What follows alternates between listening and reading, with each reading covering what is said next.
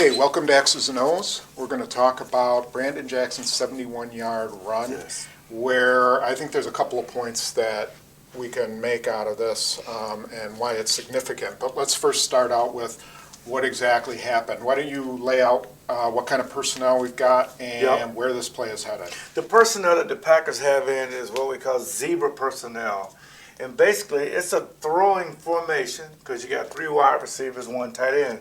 And your best, if the Redskins were really paying attention to detail, you'll notice crab trees in the game instead of maybe quarters at that particular time. So chances are they're going to probably run the ball because it's been noted he's the best run blocker. So in your notes, you got to pay attention to the detail of that.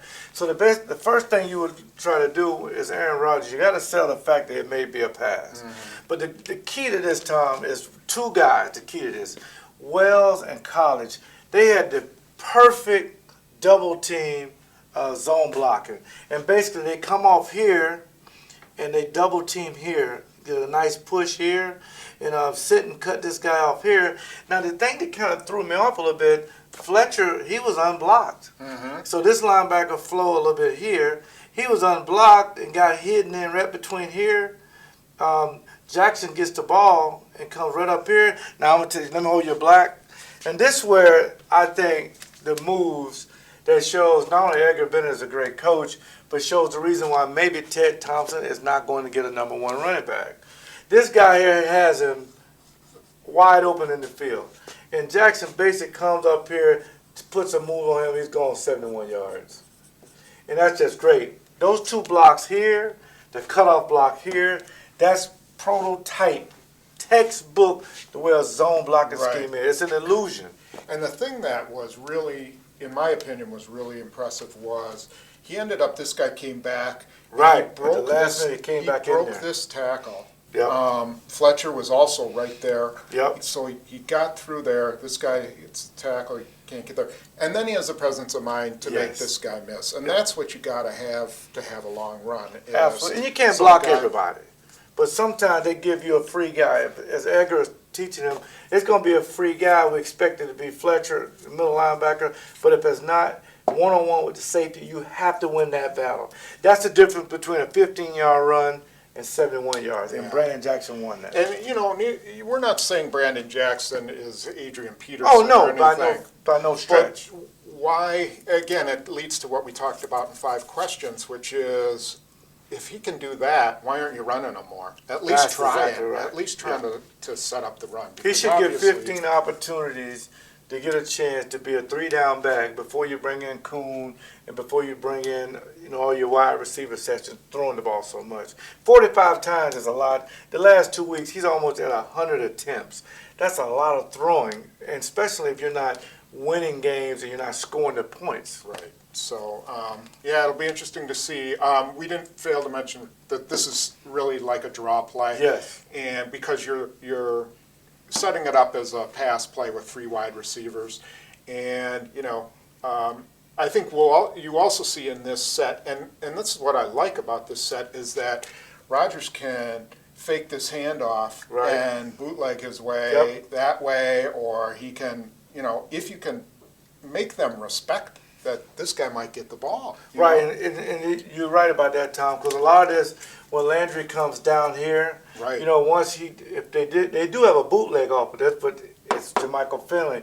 He runs up like a 7 route right there and is always wide open. Well, without him in the game, you got to get Jennings here inside slot to where he can run a deep 7. That way is a lot of big plays. So McCarthy, to me, he has a lot in his arsenal. He has to go back to what works. Go back, chart yourself, look at all your tendencies, be patient with the run, and look for big plays down the field. And 85 has to be on board. Yeah, I think you're right on that one. Okay, hang on, and we will show you another play regarding the big pass play to Charlie Peprah. 48-yard touchdown. Okay, let's get into this play that Charlie Peprah allowed in the game. And we're calling this a 68 route. Tell us why. Well, a lot of it has to do with it's like the number tree. And basically, backside is like a deep 6 route. It's all like a deep end. Moss came all the way up and in. And the problem is this. The Packers had something. I'm going to hold your black for a second. The problem was Bishop was basically rushing. Here, he's 55 here. And he came and went inside. Now, McNabb came outside of him and bought him enough time to make this throw. This guy made the block on him. Right. He made the, he stepped up and made the block on him. And he was able to push him in. Right. So Okay. if he stay outside, that's different. Now, there's the 6. Now I'm going to draw the 8. And the 8, to me, is the big play because, we're in the Packers are in like a cover 2. So Charlie Peprah, he went here and then tried to backpedal. Well, the problem was Armstrong came in here, up, faked him out, and hit it back at the 8, which is a post. And as you can see, the red and the black, it just doesn't fit. Mm-hmm. Now, in the perfect world, what Charlie Peprah should have did was, instead of the arrows going there, his arrow will go more so back right there. So now that throw's not there. Now you got to look in here. Now you had a guy going underneath here. Now, all of these guys, Tom, this kind of threw me off a little bit. A lot of these linebackers, they bit up. They bit up instead of getting depth. Now, Zombo got some depth, but a lot of these guys, once there's no running threat, you got to come back deep to take out these windows right here. Because this deep route was kind of open. Then again, it was driven, drove real hard by 36. Right. What occurred to me, and I don't know exactly how Capers drew this up. Right. But Galloway came like this, and B.J. Rogers B.J. was a Rogers fire jumped out. zone. He Right. jumped out, and supposedly he's going to take away that Yep. crossing. And even if he doesn't, Woodson's in position to come up and get Galloway there. Right. A.J. Hawk came and covered Galloway. Now, He I took don't Galloway. know. So In some basically, I can move him out of there Right. and put 50 right there. You see that big window right there? And there's sort of a domino effect because, okay, so let's say that if Hawk's here, Right. then Nick Collins is 360 like, stay back. I don't have to come up and Right. protect this route, and I Right. can come and help on that guy. Yeah, so notice what Tom is saying is this. Say A.J. Hogg is back here now in that window. Now he's taken care of. Now 3-6 and stay back. Now he can break on the ball with Charlie Peprah if that throw is made. Yeah. But again, it has to be synchronized. Right. 55, don't lose contain. Right? Correct. Okay, fine. That's where it starts. Now don't lose contain. Keep him in the pocket. Underneath routes, we pass them off. We play them deep to short. We play them deep to short. So 58 now, 58 will be here. Which he did. Let's Yeah, give which him he did. credit. He drop. did do that. He did do that very, very well.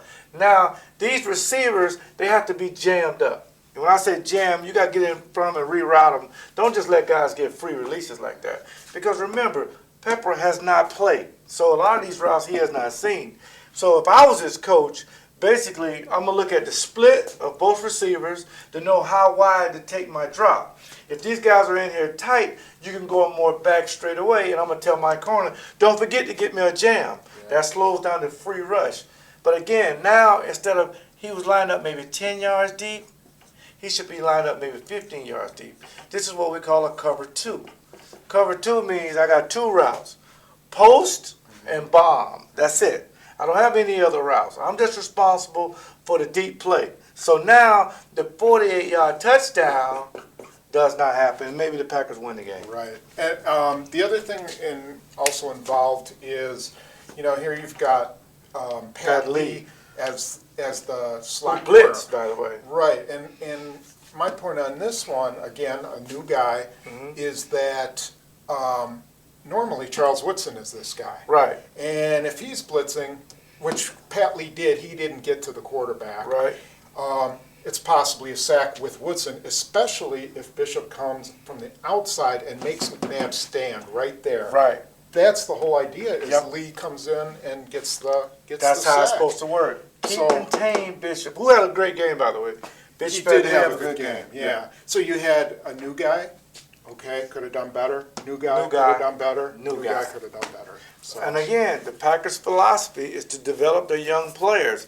So maybe, go out and get a venture defensive back, ain't going to happen.